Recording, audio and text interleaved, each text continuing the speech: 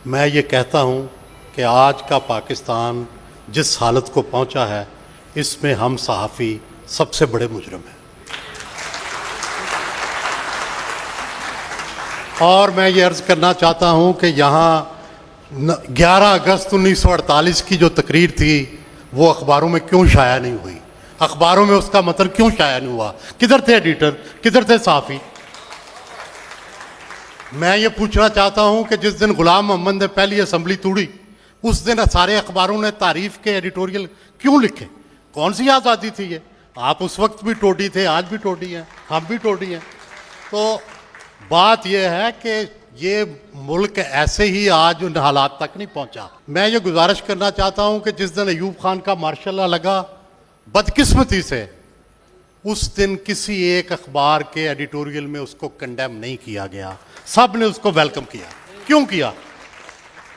मैं ये पूछना चाहता हूं कि जनरल ज़ियाउल हक के 11 साल में किस अखबार ने उसकी मुखालफत की? किसी ने नहीं। ये लोग अलग हैं, ये जो 3 लोग हैं, इसलिए ये मेरा मौजूद बहस नहीं है। सवाल तो ये है कि मजमूई तौर पर अदालत ने, मजमूई तौर पर फौज ने, मजमूई तौर पर मुआशरे के तमाम तबकात ने जिस तरह का जवाल की तरफ हमारा सफ़र जो है उसको धक्का दिया, उसमें हम भी पीछे नहीं रहे। मैं इसकी जिम्मेदारी कबूल करता हूँ और कहता हूँ कि आज की सहाफ़त उस सहाफ़त से बेहतर है। ये आपको बड़ा बुरा लगेगा, लेकिन गुजारिश ये है कि क्यों?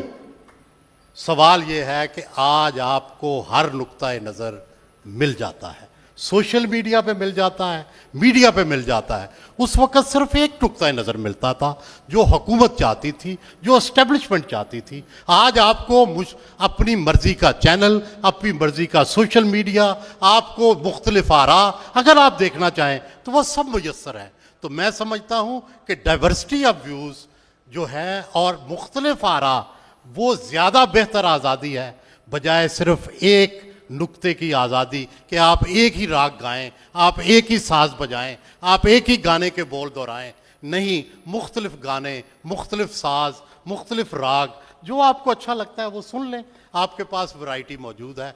तो मैं समझता हूँ कि बावजूद पाबंदियों के हमारे पास फ़ौज की पाबंदियाँ हैं, जैसे अभी कहा आसमा शिराजी साहबा ने, सकाफ़ती पाबंदियाँ हैं, मजहबी पाबंदियाँ हैं, तहजीबी पाबंदियाँ हैं, हमारी घरेलू पाबंदियाँ हैं, कितनी कितनी पाबंदियाँ हैं जिनसे हमको गुजरना पड़ता है। मैं किसी एक्टर से सवाल कर लूँ तो मेरी बीवी लड़ती है, मैं किसी आलम दीन से सवाल कर लूँ तो मजहबी तबकात लड़ते हैं, मैं किसी सियासतदान से लड़ूँ, सियासतदान से बात करूँ तो वो उस सियासी पार्टी वाले गाली निकालते हैं, किसी पे तनकीद के 2 अल्फाज लिख दिए जाएं तो वो कहते हैं ये हमारा मुखालिफ है, ये तो लिफाफी है। तो बुनियादी बात यह है कि इसके बावजूद आज आपको पाकिस्तान के हालात जानने के लिए मैं चैलेंज से कहता हूं कि आप में से किसी को ना BBC सुनने की ज़रूरत है, ना वॉइस ऑफ अमेरिका सुनने की ज़रूरत है। आप पाकिस्तान के चैनल और पाकिस्तान के सोशल मीडिया से पूरी कहानी जान सकते हैं। जब तक ये आज़ाद मीडिया नहीं आया था, मुझे बचपन में याद है, हम रात को BBC सुना करते थे, हम ऑल इंडिया रेडियो सुना करते थे, हम बाहर के रेडियो जो है वो जानते थे, हम वाशिंगटन पोस्ट से पाकिस्तान के हालात जाना करते थे। अब उससे बेहतर हालात हैं। अगर आप खोज लगाएं तो आपकी पूरी कहानी आपको कहीं ना कहीं से मिल जाती है।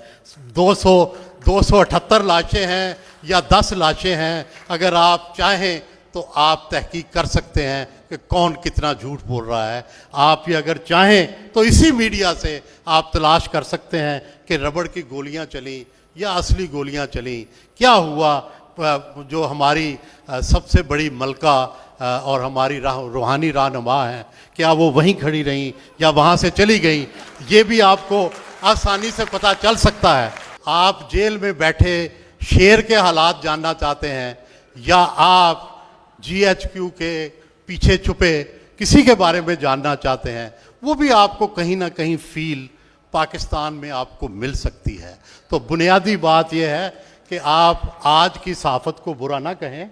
हमने पिछली सहाफ़त भी देखी है और आज की सहाफ़त भी देखी है।